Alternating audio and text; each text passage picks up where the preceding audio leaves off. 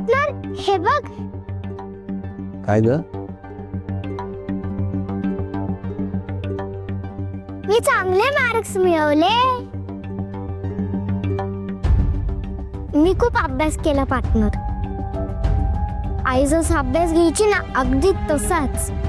शाबास बिट्टी. आता पेपर नंतर बघ तू प्रॉमिस करणार म्हणून मी मार्क मिळवले. पण तू आता तुझं प्रॉमिस पूर्ण कर. चल आता मला आईला भेटायला घेऊन चल. काय झालं पार्टनर? मला खरं तर खूप मनापासून हा डब्यांचा व्यवसाय करायचा होता, पण आता तुमच्यामुळे हा व्यवसाय सुरू होण्याआधीच बंद पडेल असं वाटतंय मला. का त्रास देताय मला? हे जे काही झालंय ना ते सगळं तुमच्यामुळे झालंय.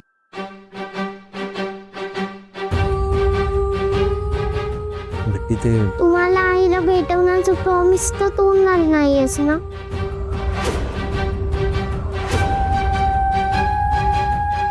बिट्टी ही पार्टनर बिट्टी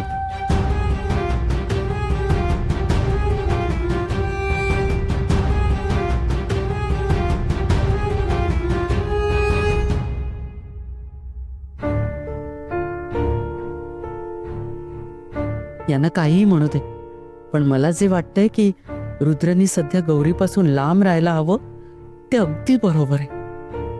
कारण फार जवळीक धोक्याची आहे. थोडं धीराने घ्यायला हवं त्याने. अशानं गौरी आणि तो जवळ यायच्या ऐवजी लांब जातील.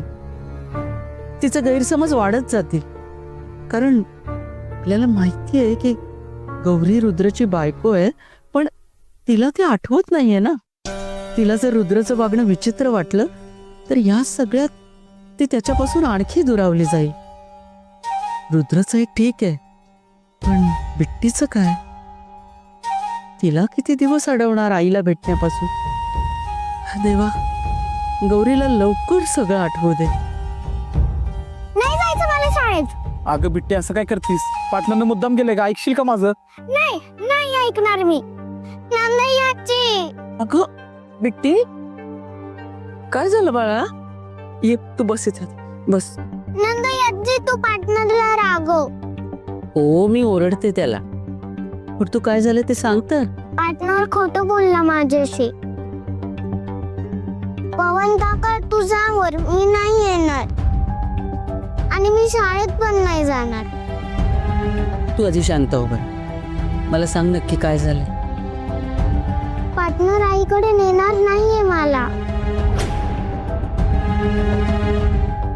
त्यांनी प्रॉमिस केलं होतं जर मी चांगले मार्क मिळवले तर तो मला आईकडे घेऊन जाईल, पण तो घेऊनच नाही गेला.